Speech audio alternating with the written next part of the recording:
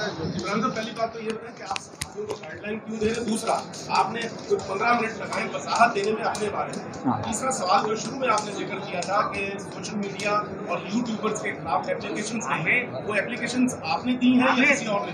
देखिए, मेरी मालूमात के मुताबिक, चूँकि आपको पता है कि यूट्यूब के ऊपर रिपोर्टिंग होती है, पैमरा पे रिपोर्टिंग होती है, पीटीए में रिपोर्टिंग होती है, तो बहुत से लोगों ने मैसेजेस भी किए और अपने फेसबुक पर डाला भी है कि जी हमने दरख्वास्तें लिखी हैं। इवन तो मैंने आज देखा कि पीटीए का ट्विटर हैंडल लोगों को रिप्लाई कर रहा था कि इस लिंक पे रिपोर्ट करें, इस लिंक पे रिपोर्ट करें। पहली बात, ठीक है, तो मेरा मौक़िफ़ नहीं। दूसरी बात, सर आप सके जवाब आप ही सुन रहे सवाल पूछ के ठीक है। अच्छा, दूसरी बात, मैंने जी मीडिया को गाइडलाइंस दी थी, मैं वजाहत कर दूं। सर देखिए, चूँकि मैं एक वकील हूँ, अगर कानून के अंदर चाइल्ड मैरिज रूल्स के अंदर मीडिया के हवाले से एक क्लॉज मैं प्रॉपर यूनिफॉर्म में नहीं आते। अच्छा, अब मैं आपको ये बता दूँ, जिन लोगों को नहीं पता, खुदा के वास्ते हमारे हाई कोर्ट के और सुप्रीम कोर्ट के बार रूल्स पढ़ लीजिए। सिर्फ अंग्रेज़ों की मार और अंग्रेज़ों की मुरूने मिल्लत मिला हुआ सूट हमारा यूनिफॉर्म नहीं है। मेरे मुल्क की अपनी एक सकाफत है। हाई कोर्ट में शेरवानी ऑफिशियल यूनिफॉर्म है, हाई कोर्ट में शेरवानी ऑफिशियल यूनिफॉर्म है। मैं हाई कोर्ट में शेरवानी में पेश होता हूँ और सिटी कोर्ट में शलवार कमीज काली बास्केट के साथ ऑफिशियल यूनिफॉर्म है। अब मुझे ये तहमत ना दे कि मैं माय लॉर्ड करते करते अंग्रेजों का यूनिफॉर्म क्यों नहीं पहन रहा। तो हमारे मुल्क की सकाफत है, ठीक है। अच्छा, दूसरी बात, मेरे भाई, असिस्ट करना, कोई अगर कानून पास हो गया है, कोई अगर रूल पास हो गया है और उसका इतलाक मीडिया पे होता है, मैं तो गुड फेथ में शेयर कर रहा हूँ, मैं डिक्टेट तो नहीं कर रहा। वो तो पैमरा का और पीटीए का काम है भाई। अगर आपको मेरी राय बुरी लगी, मैं उससे करता हूँ, ठीक है। अच्छा, दूसरी बात वजाहत के हवाले से ये है भाई कि चूँकि जो भी सवाल वगैरह हो, मैं इस केस में ये मत समझा जाए कि फ़लाने ने ये बात की तो उसका जवाब मैं फ़लाने से ले लूँ। जिसने जो बात की उससे बात करें, मैं एक फेयर बात। आपकी बातों पे ही सवाल किया। हाँ बिल्कुल, आपने से सवाल किया। सर आप तो सीनियर हैं, हम तो आपसे सीख रहे हैं। कोई और सवाल? सर आप आपने बोला कि मीडिया को पाबंद किया जाए कि वो तलाक ना दिखाए। हाँ ठीक है, ये बात बिल्कुल दुरुस्त है आपकी, लेकिन पहले तो आप लोगों की तरफ से प्रेस कॉन्फ्रेंस करवाते गए, आप लोगों की तरफ से तस्वीर आई, मतलब मुद्दई की तरफ से आई। अब जब शनाख्त हो गई है तो अगर हम कानून की तशरीह में जाए तो वजह ये होती है कि उससे जो है वो बदमज़गी ना हो, बच्ची की शनाख्त होगी तो बच्ची को लोग परेशान करेंगे। तो हम अब जब एक बच्ची की शनाख्त हो गई है, पूरी आवाम को उसके ऊपर अवेयरनेस जाग गई है, आवाम इस हवाले से चाइल्ड मैरिज के हवाले से सोच रही है, आपका खुद का भी बड़ा काम है, अब आप लोगों को क्यों महरूम करना चाहते हैं? बहुत मकबूल सवाल है ये सवाल हर एक इंसान के जहन में, और मैं अप्रिशिएट करता सर आपने सवाल किया। देखिए, पहले 10 दिन जब तक बच्ची मीडिया के सामने मंजर आम पे नहीं आई थी, ये अगवा का केस था, गुमशुदगी का केस था। हम मिसिंग दुआ के नाम से एक बच्ची गुम गई है, लापता है, किसी को रेलवे स्टेशन पे मिले, किसी अस्पताल में मिले, कहीं रोड के किनारे मिले तो जमा करा दीजिए, बता दीजिए। उसके बाद ये केस एक सामने आया। आपको पता है इस केस के अंदर पुलिस ने C क्लास में चालान जमा कराया था कि ये कोई केस नहीं बनता, इसमें कोई ऑफेंस लगता नहीं है। जब ये बात हो कि कोई ऑफेंस लगता नहीं है, तो जब ऑफेंस लगता नहीं तो उसके तहत, उस ऑफेंस के तहत जो मीडिया गाइडलाइंस है उनका इतलाक नहीं होता। चूँकि 16 जुलाई को एक प्रोग्रेस रिपोर्ट आई है सामने, जिसमें पुलिस ने कहा है कि सिंध चाइल्ड मैरिज लॉ का इतलाक होता है और इसके तहत अब हमने बच्ची को बाजियाब करना है और इसके तहत हमने मुलजिम को गिरफ्तार करना है। और फिर चाइल्ड मैरिज एक्ट के तहत ये अदालत ऑर्डर देती है आईओ को कि बच्ची को आप लेके आएँ और चाइल्ड प्रोटेक्शन इंस्टीट्यूट में जमा कराएं। तो चूँकि 16 जुलाई के बाद अब बगैर किसी डाउट के इस कानून का इतलाक हो गया है, इसीलिए इस स्टेज के ऊपर मैं गैर ज़रूरी तौर पे आपको तंबीह करता रहूं तो आप कहेंगे कि नसीहत करने वाला बाबा कहाँ से आ गए।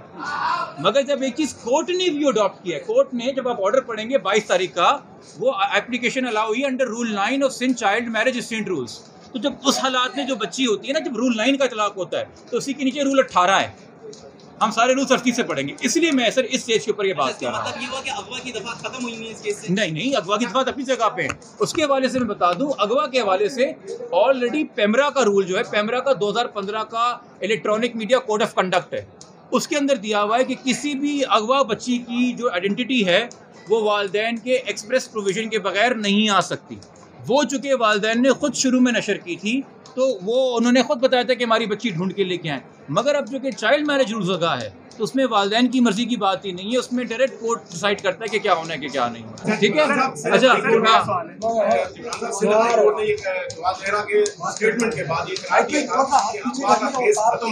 लेकिन आप फिर भी बार बार कह रहे हैं कि बच्ची अफवाह हुई, ये क्या है? ये बड़ा माकूल सवाल एक और किया है। देखिए सीनियर सहाफ़ीज़ का सवाल यही होता है कि वो ऐसे सवाल कर रहे हैं ताकि जब मैं जवाब दूं तो आवाम के जहन में जो सवाल हैं वो एड्रेस हो जाएं। मैं शुक्रिया सर आप अदा करूँगा इस पर। सिंध हाई कोर्ट का एक फ़ैसला आया था 8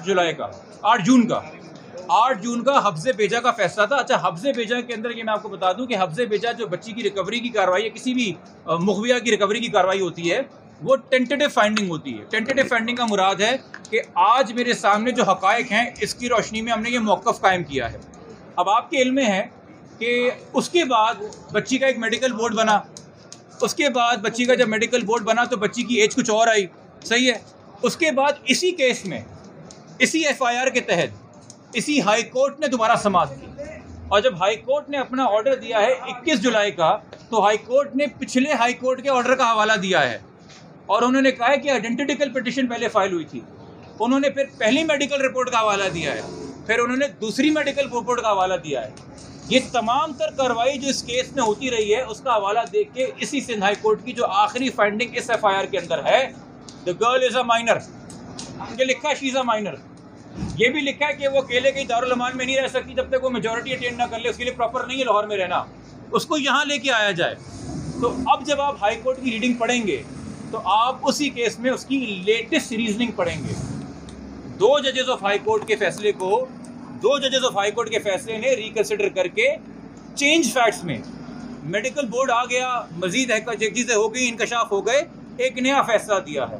तो मैं हाई कोर्ट का लेटेस्ट, चूँकि वो सेम FIR में है, कोई और FIR में होता तो एक और बात होती, तो हम उसको पढ़ने के पाबंद हैं।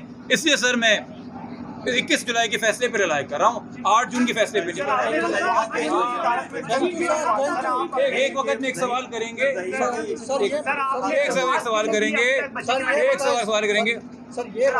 एक सेकंड मेरे भाई, आप लोग आपस में डिसाइड कर लें कि सवाल पहले कौन करेगा ताकि मुझ पे इल्जाम ना आए। कि बच्ची का मेडिकल करवाया जाए कि बच्ची को इंजेक्शन लगाए जाते थे या नहीं लगाए जाते थे। सर ये कौन से कानून की प्रोविजन कोट कर रहे हैं आप? सर बच्ची का मेडिकल होना चाहिए ना, ये इल्जामात दिए गए थे कि बच्ची को बेहोश किया जाता है। किसने? सर ये बताएं, किसने दिए? मीडिया में बातें फैलाई जाती थी, किसने दिए? मीडिया को पागल बनाया गया था, मीडिया को कहा गया था कि वो गैंग का हिस्सा है। अच्छा एक सेकंड मेरे भाई, आप सवाल कर रहे हैं, आपकी प्रेस कॉन्फ्रेंस तो नहीं है, वो तो मेरी हो रही है। सर मेरा आपका सवाल आ गया, मैं ये जानना चाह रहा हूँ क्या मैंने ये मौक़िफ़ अदालत में जब से केस लिया है या प्रेस में मीडिया में अडॉप्ट किया है कि बच्ची के साथ कोई ऐसी की चीज़ हुई है कि नहीं हुई है?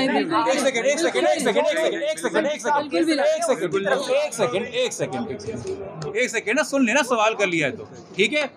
जब से मैंने ये केस लिया है और ये मैं इस केस की पैरवी कर रहा हूँ, क्या वालिद और वालदा ने ये बात की है? नहीं की है रिकॉर्ड में? ना ना ना ना ना ना ना ना ना सर मैं कई ऐसी ना ना ना ना मैं सही है, ठीक है। सर आप जो अरे क्यों, बहुत शुक्रिया, एक सेकंड रुको ना। देखें सुने, ये भाई अभी एडिट करके ये ना बोलते हैं कि जवान नासिर जवाब दिए बगैर चला गया, फरार इख्तियार कर ली, तो मैं इनकी इंटेग्रिटी पे एग्री करते हुए कि पूरा चलाएंगे, मैं पूरा जवाब दूंगा।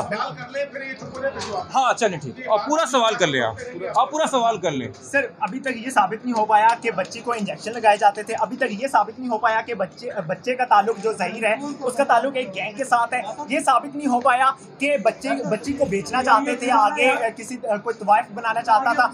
ये चीज़ें मीडिया पे क्यों फैलाई गई थी, उसका इंसाफ कौन करेगा? अच्छा ये मुझे बताइए कि हाँ, ये मुझे बताइए भाई कि ट्रैफिकिंग इन पर्सन्स की दफात हमने लगाई या पहले आईओ ने अपने इंटरम चलान में लगाई? पुलिस ने लगाई।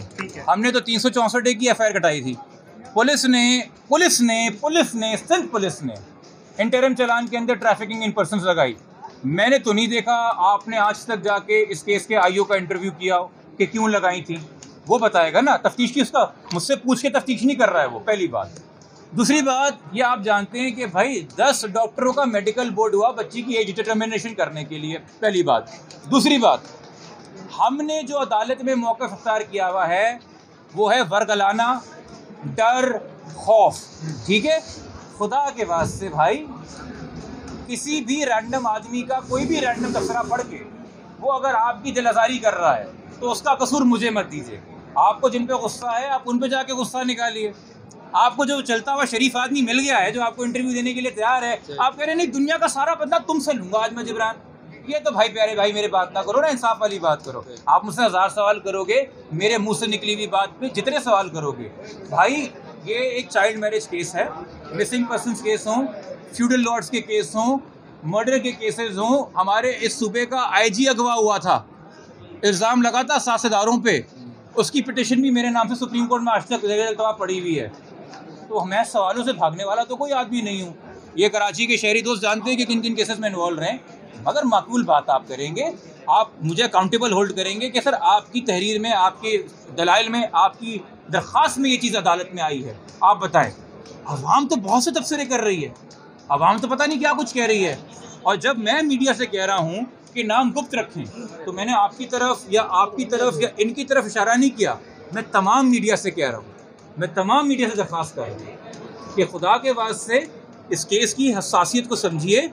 आप इस केस में जो रोल, और फिर एक और चीज़ मैं देखता हूँ, एक और चीज़ मैं क्या देखता हूँ कि भाई जब तक मेरा इल्म है कुल वालिद की 2 प्रेस कॉन्फ्रेंस मेरे साथ हैं जब से मैं इस केस में आया हूँ। उसके अलावा वालिद की कोई प्रेस कॉन्फ्रेंस नहीं है।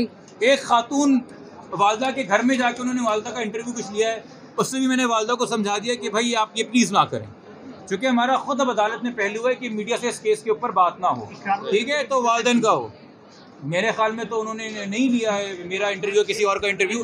अरे यार इतने बड़े शख्सियत का आप नाम ले रहे हैं, उससे जाके इंटरव्यू करें, वो अवेलेबल नाम है ना। ये सारे सवाल मुझसे हो रहे हैं। अब ये मुझसे पूछेंगे कि हमजा शहबाज CM क्यों नहीं है, ये मुझसे पूछेंगे कि परवेज इलाही का क्या होगा। नहीं नहीं नहीं ना, ये जाती है। अच्छा सर, अब आपका सवाल आ अच्छा, ये है कि जब बच्ची जहाँ जा रही है, चाहे लाहौर किसी ने नहीं पढ़ी है, तो फिर जो मैं बोलूँगा मेरा जवाब मानेंगे ना। 361 कहता है लड़का 14 साल से कम, लड़की 16 साल से कम। अगर उनको कोई ज़बरदस्ती टेक अवे या इंटाइस अवे, यानी कि रजामंदी राज़ी करके ले जाए वालदैन की मर्जी के खिलाफ, तो वो किडनैपिंग है। कंसेंट 361 में गार्डियन की, वालदैन की है।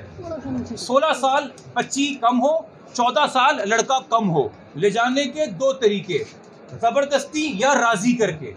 अगर एक बच्चा जा रहा है पार्क में दूर और मुझे कोई आके कहता है जिब्रान साहब वो आपकी बेटी कहाँ जा रही है 13 साल की, खुशी खुशी किसी के साथ, और मैं कहता हूँ हाँ वो मेरा जानने वाला है, वो आइसक्रीम दिलाने ले जा रहा है, तो वो किडनैपिंग नहीं है। मगर अगर कोई आके कहता है वो आपकी बच्ची खुशी खुशी किसके साथ जा रही है, और मैं कहता हूँ अरे ये कौन है, कौन लेके जा रहा है, वो किडनैपिंग है। रजामंदी गार्डियन की है। 361 बताता है किडनैपिंग क्या है, और फिर उसमें सजाएं 364A में दी गई हैं। तो खुदारा थोड़ा सा अगर आप बेसिक कानून पढ़ लेंगे, ये तो मैं पहले दिन से प्रेस कॉन्फ्रेंस बता रहा हूँ, तो ये सवाल बगैर देखने नहीं, मैं आपको नहीं कह रहा, आपके तवज्जुह से देखने वालों को कह रहा हूँ, क्योंकि ये सवाल यकीनी तौर पे मीडिया वही सवाल कर रहा है जो आवाम उठा रही है, ठीक है। मेरे भाई भी वो सवाल कर रहे हैं जो आवाम उठा रही है, बट आवाम को भी मैं बता रहा हूँ मुझसे वो सवाल करें जो मेरे दलाल मेरी है। अच्छा अब आपका सवाल हो गया, कोई और सवाल है यहाँ पे? अच्छा ये मैं आपको बता दूँ, खुदा के अगेन ये कानून की सारी चीज़ें, ये आपके इल्म है कि 26/4 को जनाब मजिस्ट्रेट तस्वुर इकबाल साहब के पास दुआ का 164 हो चुका है, ये आपके इल्म में है, लाहौर में हो चुका है, ठीक है। अच्छा आपके इल्म में है कि एक कानून आया है इन्वेस्टिगेशन एंड ट्रायल्स एक्ट 2021, ये है आपके इल्म में? नहीं है। 2021 का एक कानून आया है, दिसंबर 2021 में पास हुआ है, अब कानून का हिस्सा है investigation and trials act rape 2021। मगर उसमें जो सेक्शंस दिए हुए हैं वो सिर्फ रेप के नहीं हैं, उसमें लिस्ट ऑफ सेक्शंस दी हुई हैं कि किन किन विक्टिम्स के बयानात होने हैं, उसमें 364A भी है, और उसमें लिखा हुआ है कि जब इन सेक्शंस के विक्टिम्स होंगे उनका 164 होगा ओनली वंस। कितनी बार? Only once. सेक्शन 14 2021 का एक्ट, ओनली वंस। मैं घर बैठ के कानून नहीं बना रहा, सदर मेरे घर बैठ के ठप्पे नहीं लगा रहे, पार्लियामेंट मेरे ड्राइंग रूम में नहीं रहती। कुछ शिकायतें इस्लामाबाद लेके जाइए। बहुत शुक्रिया आप सबका। वॉइस ऑफ नेशन की वीडियोस देखने के लिए हमारा चैनल सब्सक्राइब कीजिए और बेल के आइकॉन पर क्लिक कीजिए ताकि आप हमारी तमाम आने वाली वीडियो से बाखबर रह सकें।